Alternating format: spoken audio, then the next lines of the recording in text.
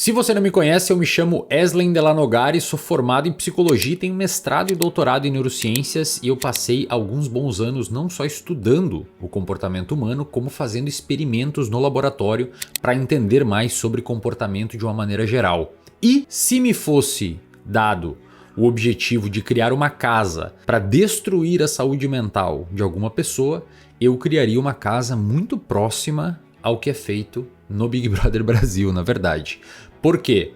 Porque existe uma estrutura muito bem pensada, até não sei se tem algum psicólogo comportamental ou neurocientista lá dentro fazendo o que fazem os psicólogos e os neurocientistas nas Big Techs, que tornam as pessoas viciadas em rede social, fazendo isso dentro de um contexto de dinâmica de casa, como por exemplo o Big Brother, para fazer com que as pessoas tenham alguns desarranjos comportamentais para gerar audiência. Não sei se você percebeu, pelo menos para mim, não acompanho o Big Brother, mas o que chega até mim geralmente são situações que envolvem algum desarranjo comportamental de alguma pessoa lá dentro. Em algumas edições passadas também vimos isso, de pessoas que têm problemas comportamentais e acabam eventualmente tendo que serem retiradas da casa. E isso ocorre porque o nosso comportamento e as nossas emoções, elas são moduladas e influenciadas por fatores que são muito fáceis de serem manipulados dentro do Big Brother Brasil. E eu vou fazer aqui uma relação de alguns e acho que é importante você considerar se isso está existindo dentro da sua rotina, dentro do seu dia a dia. Caso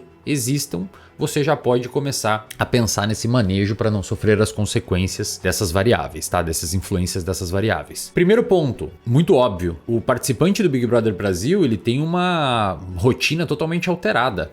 Então pessoas, principalmente pessoas que tendem a ter uma saúde mental mais estabilizada, elas muito provavelmente têm rotina.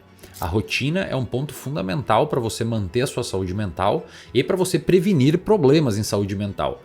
Então é verdade que profissionais da psiquiatria e da psicologia vão trabalhar junto com você ou outros profissionais da saúde mental um ajuste de rotina. Não necessariamente essas rotinas de acorda 4 da manhã, toma um banho gelado, etc. Mas você ter previsibilidade, porque a previsibilidade impede que você tenha estresse. E o estresse, quando cronificado, isto é, quando o seu estresse se prolonga durante o tempo, ele é um dos principais, se não o principal fator ambiental pro desenvolvimento de risco, né, pro desenvolvimento de transtornos de humor, principalmente transtorno depressivo maior, né, que é a depressão como comumente a gente conhece. Então, na medida em que a casa altera a rotina dos participantes, obviamente isso deixa o organismo do sujeito um pouco mais estressado, por si só isso, né, fora todo o resto que a gente vai comentar aqui. O que aumenta a probabilidade de ter uma alteração emocional e ter, etc. Problemas comportamentais que dão bastante audiência. Eu vi até que tinha um tal de quarto branco, onde os participantes foram levados ao extremo.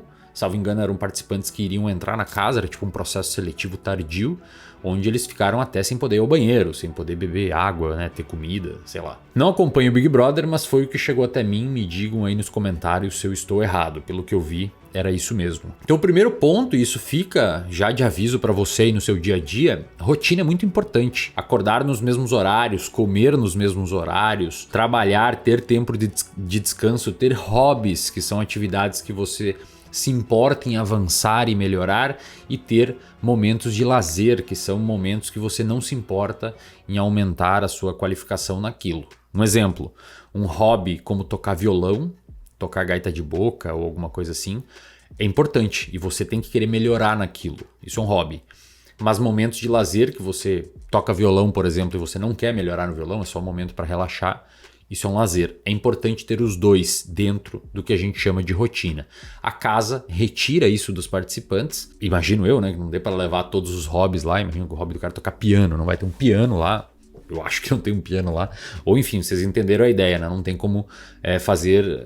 o hobby é correr na orla da praia. Não tem como você mimetizar isso lá dentro. Então, claro que isso tende a aumentar irritabilidade, impulsividade e outros comportamentos que podem dar problema, e por isso fica a dica aí para você no seu dia a dia. Rotina é muito importante. Segundo ponto, vigilância constante, né? Esse efeito panóptico de você saber que tem uma galera vendo o que você está fazendo, por consequência você se preocupa com as consequências sociais dos seus comportamentos lá dentro. Só que você não tem acesso a essas consequências sociais, você não sabe se o seu comportamento lá dentro está sendo bem avaliado ou mal avaliado, se você vai sair com muita rejeição ou com pouca rejeição. Isso também aumenta esse estresse de você ficar sendo monitorado e sendo controlado, né? Essa ansiedade social acaba ficando permanentemente ativada, gerando esse aumento de impulsividade, e, enfim, medo e estresse que acaba prejudicando bastante o comportamento das pessoas. E um terceiro ponto que é muito importante é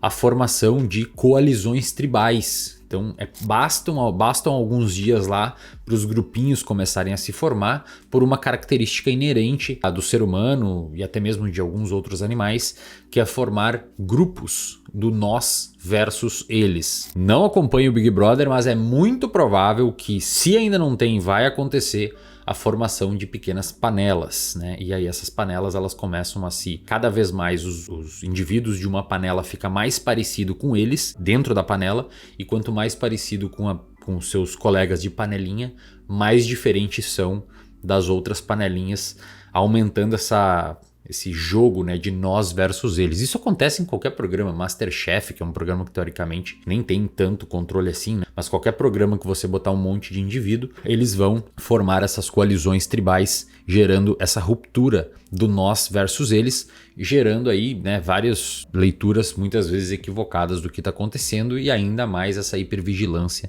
se o teu grupo está acertando, está errando, ou o que as pessoas lá fora podem estar pensando nisso, né? Além disso, você tem, claro, além da manipulação de rotina, as luzes acendem tal hora, apagam tal hora, e aí você tem que acordar de madrugada para você pegar um telefone lá para ver se você ganha alguma coisa. Eu não sei se tem isso ainda, eu lembro que vez passada teve isso, porque eu até fiz um vídeo comentando, ou falei no podcast, e isso gera uma privação de sono, porque você tem que acordar de madrugada, e isso gera, a gente já sabe que problemas de sono geram uma série de alterações emocionais nos indivíduos. Além disso, você tem um componente que é muito oportuno quando o objetivo é gerar alterações emocionais e comportamentos disfuncionais em indivíduos, que é o uso de álcool. Você tem as festas no Big Brother. Então você já pega um indivíduo previamente estressado, com medo, com incertezas, com várias alterações fisiológicas e neurobiológicas que tendem a culminar num ensejo comportamental disfuncional, e você atocha álcool nesse indivíduo, e aí sim as coisas tendem a piorar bastante, porque o álcool inibe a atividade, ou melhor, atenua a atividade de regiões frontais do seu cérebro que estão envolvidas com controle de impulsos, controle comportamental e coisas assim. E quando, claro, isso é atenuado, por consequência, o teu freio ele é desligado e você fica muito mais impulsivo, que é o que provavelmente aconteceu com você aí quando você usou muito álcool, e as consequências desses comportamentos todo mundo já sabe que geralmente são motivos de arrependimento. A diferença de você e um sujeito que está dentro do Big Brother é que o Brasil todo não viu o que você fez, a não ser que você filmou e jogou no TikTok. Hoje em dia é possível. Se você quiser escalar a sua vergonheira por uso de álcool, hoje em dia não é difícil. Então, claro, né? Isso gera toda uma alteração de comportamento que pode fazer com que esse indivíduo tenha uma probabilidade muito maior de ter comportamentos bizarros. E, por último, mas não menos importante, como diria o clichê, a audiência validando todo esse tipo de situação. E eu nem tô aqui como um cara chatão, moralista, falando errado, vocês são menores porque assistem Big Brother. Não é essa a questão. Muita gente chega em casa cansado do trabalho, ferrada de uma rotina diária, e a única coisa que quer mesmo é diversão. Quer assistir alguém bêbado gritando com outra pessoa, e briga, e picuinha, e a gente curte esse tipo de programa, né? Então é verdade que essas edições feitas no Brasil, Big Brother, assim como a Fazenda, o próprio MasterChef e outros programas assim, são programas de, muitas vezes, comprados, né? Os direitos de outros países para transmitir aqui. E aqui sempre bomba muito, porque a gente fica muito vidrado na fofoca, no que está acontecendo na vida dos outros.